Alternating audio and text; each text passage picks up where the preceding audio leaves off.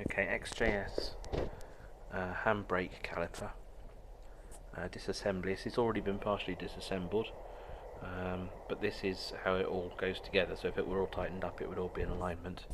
So first thing I did was take this off. So these were undone. These are the mounting bolts. These came off when I took it off the car. So these can just lift out.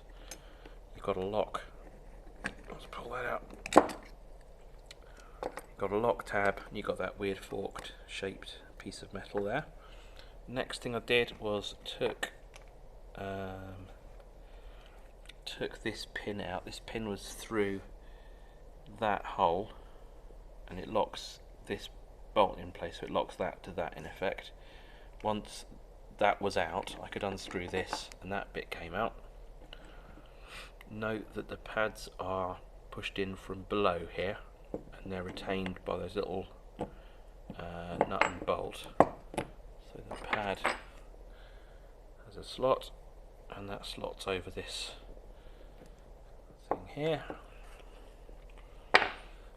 So we're now down to this main item here. This pin was pushed all the way through, and there was a split pin. That little split pin there was through it. There's a hole there.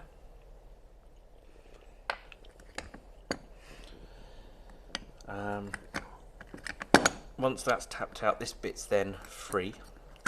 This plate is held on by this screw here, which goes in there. So I took that out, this plate comes off, and that plate is also loose. Inside you've got the other end of, it's what this, hang on a sec, it's what this long bolt went into, goes into the other side of this, so into the back of that. We've got a spring. Where are we? There he is, look. I'll re-grease that once it's undone. Got the back of the spring that goes on that shaft there, which you can see in here, in there. Can't see the mounting for it on this side, that's fine. And then we've got whatever that is in there, which is going to come apart when I take this spring out, but I just want to get a shot of it so I can see what's going on. So there we go. So the final bit of disassembly will be taking those springs apart and separating that little plate there and this, and hopefully reassembly will be the reverse of disassembly. And obviously there's another one for the other side, which is the mirror image. That is here. Actually, yeah, that's what a whole one looks like. Obviously the mirror image though.